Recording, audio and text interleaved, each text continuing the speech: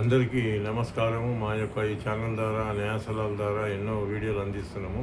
మీరు చూసిన తర్వాత లైక్ చేసి సబ్స్క్రైబ్ చేసి షేర్ చేయాలని కోరుకుంటున్నా.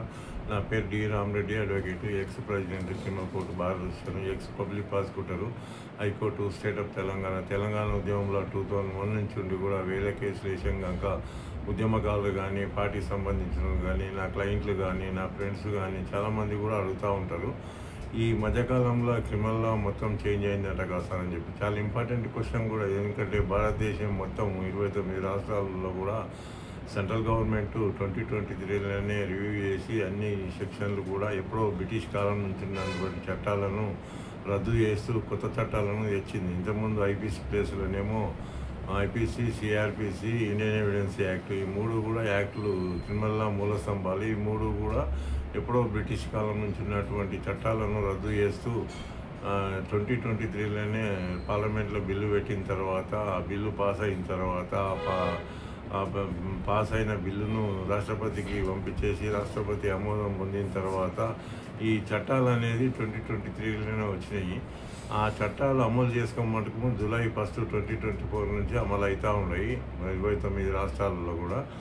ఏవైతే ఐపీసీ ప్లేస్లోనేమో బిఎన్ఎస్ అనే వచ్చింది, భారతీయ న్యాయ సన్నిహిత 2023 యాక్టు. ఇది 1860 చట్టం అన్నమాట. ఇంతకుముందు 511 సెక్షన్స్ ఉంటుండే. ఇంట్లో 511 సెక్షన్లో ఇప్పుడు 358 ఉన్నాయి. ఇంట్లో 358 సెక్షన్స్, ఒకటి ఒక సెక్షను ఒక నేరానికి సంబంధించింది.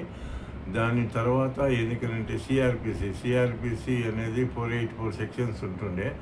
అందులో 484 సెక్షన్లో కొన్ని సెక్షన్లు పెరిగి 1970 చట్టం ఇది 531 వచ్చినాయి. ఇందులో కొన్ని సెక్షన్లు పెరిగినాయి. 484 నుంచి 531 వచ్చినాయి.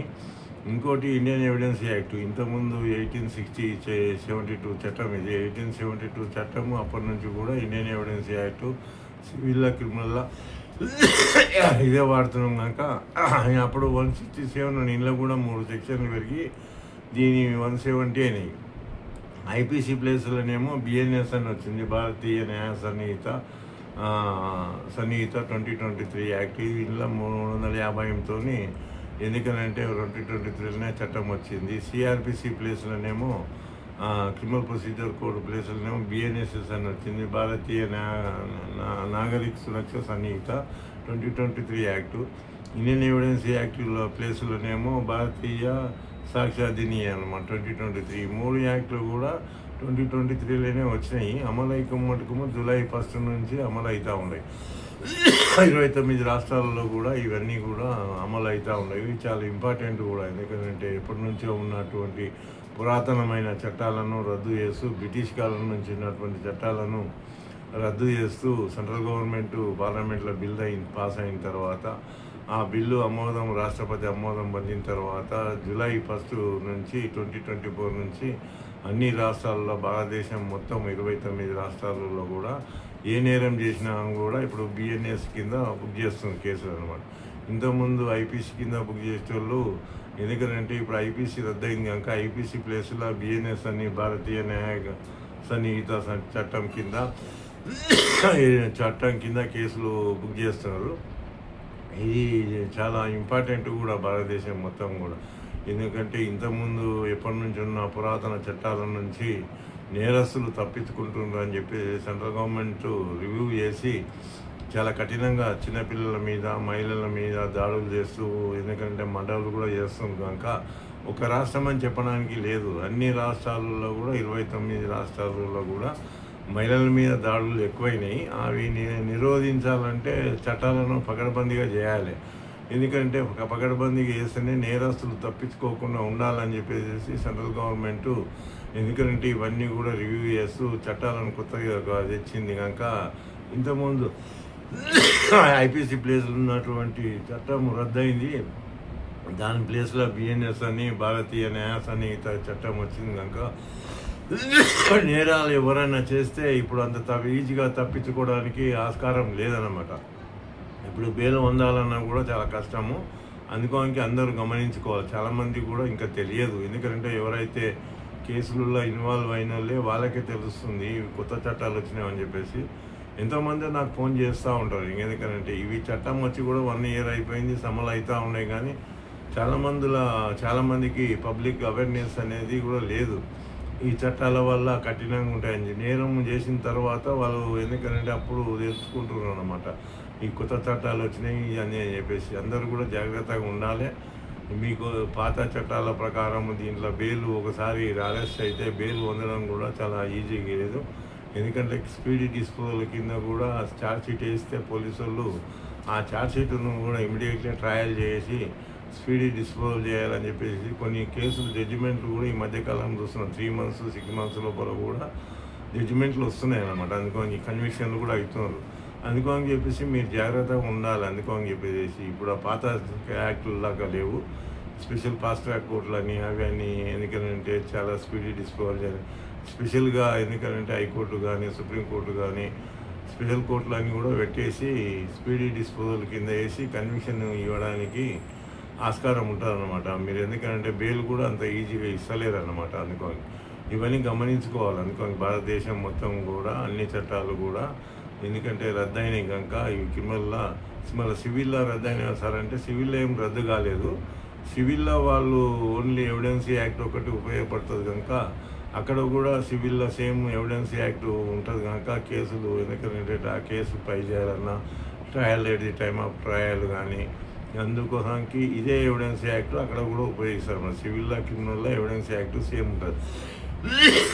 అందుకోసానికి మీరు ఏదైతే మన పాత కేసులు ఉన్నాయి కదా సార్ అని పాత కేసులు పాత యాక్టుల ప్రకారమే ఎందుకంటే డిస్పోజల్ అయినంత వరకు అవి కేసులన్నీ జడ్జిమెంట్లు వచ్చినంత వరకు అవే యాక్ట్లు ఉపయోగపడతాయి అన్నమాట. అందుకోనికి మీరు కొత్త యాక్ట్లు వచ్చినాయి మటుకుమే కొత్త సెక్షన్ల కింద మనకు చేయడానికి ఆస్కారం ఉంటుంది అన్నమాట. అందుకోనికి ఇవన్నీ కూడా గమనించుకోవాలి. మీరు అందరూ గమనించుకొని ఎందుకంటే జాగ్రత్తగా ఉండాలి. చట్టాలు అనేది ఎందుకంటే చాలా పకడ్బందీకి వచ్చినాయి కనుక ఎందుకంటే ఎవరైనా డిస్టర్బ్ చేయాలనుకున్నా కూడా శాంతి భద్రతలు భంగం కలిగించుకోవాలనుకున్నా కూడా అంత ఈజీగా బెయిల్ రావు ఇంత ముందులా. కనుక శాంతి భద్రతలన్నీ కంట్రోల్ చేస్తేనే ఏ కంట్రీ కూడా ఏ దేశమైనా కూడా డెవలప్ కావడానికి ఉంటుంది. వేరే కంట్రీ వాళ్ళు వచ్చి పెట్టుబడులు పెట్టడానికి కూడా ఆస్కారం ఉంటుంది అన్నమాట. ఈ సెక్షన్లు కింద ఎందుకంటే నేరం చేసిన వాళ్ళు అంత ఈజీగా తప్పించుకోలేరు. అందుకని చెప్పేసి ప్రతి ఒక్కరు కూడా అవేర్నెస్ అనేది పబ్లిక్లో ఇంకా సెంట్రల్ గవర్నమెంట్ కానీ స్టేట్ గవర్నమెంట్ కానీ కొన్ని సెమినార్స్ కండక్ట్ చేసినట్లయితే అందరూ కూడా అవేర్నెస్ వచ్చేది అనమాట. ఎంతమంది నాకు ఫోన్ చేసి అడుగుతూ ఉంటారు, సార్ ఈ చట్టాలు వచ్చినాయి దీనివల్ల ఏమైనా ఉపయోగం అని.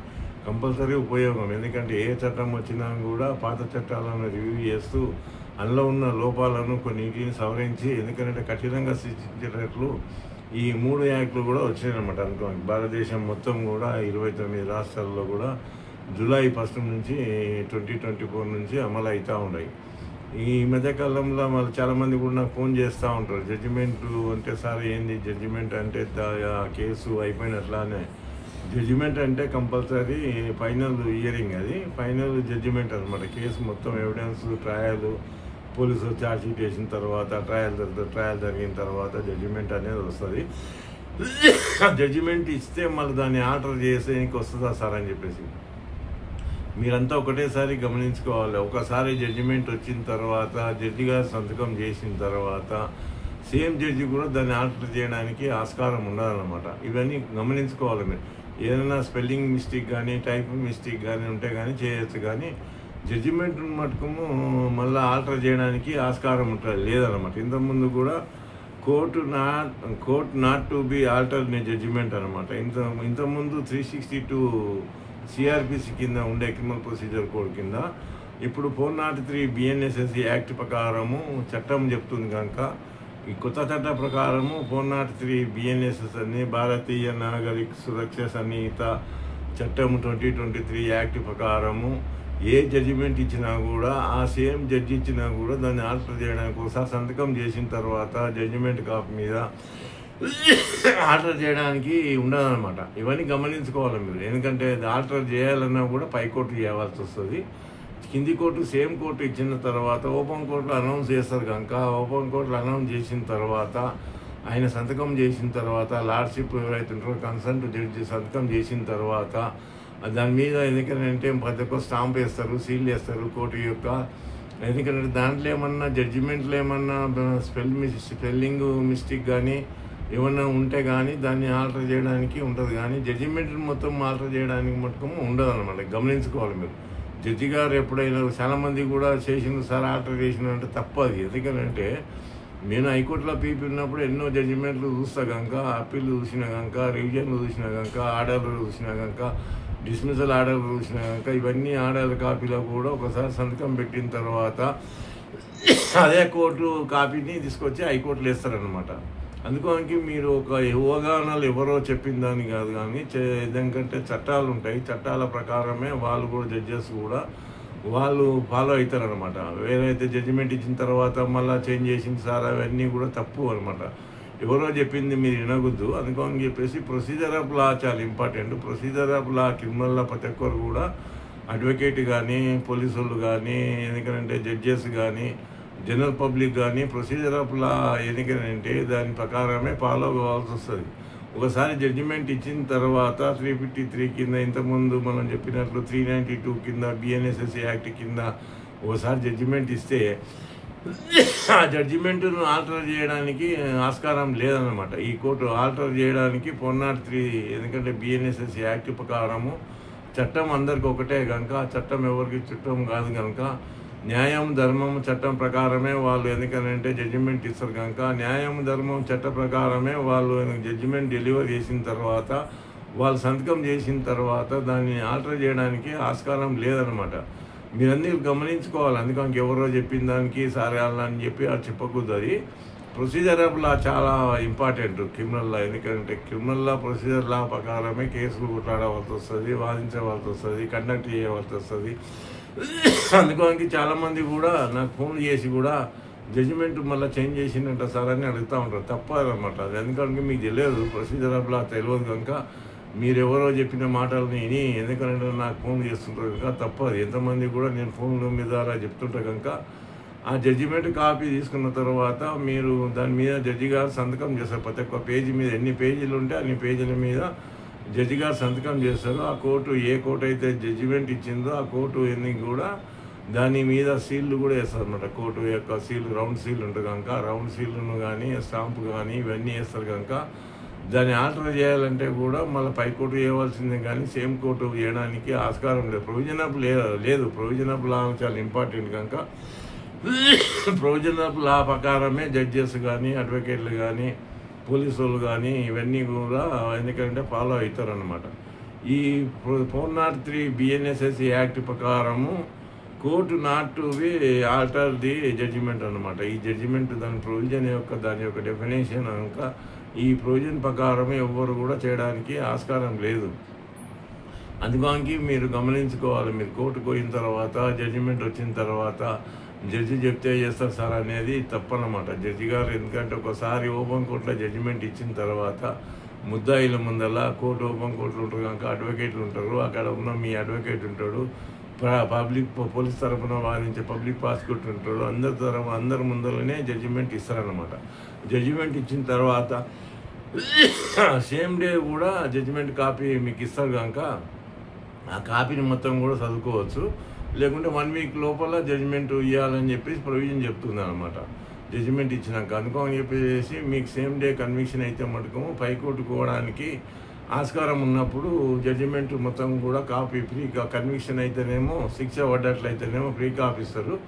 శిక్ష పడినట్లుంటే అకటాలు ఉంటే మీరు ఎందుకంటే సర్టిఫైడ్ కాపీ వేసుకొని కోర్టు ద్వారా పొందడానికి ఆస్కారం ఉంటుంది అనమాట. అందుకోనికి ఎవరు చెప్పినా మీరు వినకూడదు అనమాట. ఈ ప్రొవిజన్ ఆఫ్ లా చాలా ఇంపార్టెంట్ కనుక ప్రొవిజన్ లా ప్రకారము 403 బిఎన్ఎస్ఎస్ యాక్ట్ ప్రకారము ఒకసారి జడ్జిమెంట్ ఇచ్చిన తర్వాత దాన్ని చేంజ్ చేయడానికి ఆస్కారం లేదన్నమాట. 29 రాష్ట్రాల్లో కూడా ఈ ప్రొవిజన్ అనేది చాలా ఇంపార్టెంట్. అందుకోనికి ఇవన్నీ చూసి ఫాలో అవుతారని చెప్పి కోరుకుంటున్నా. అందరికీ నా ధన్యవాదాలు.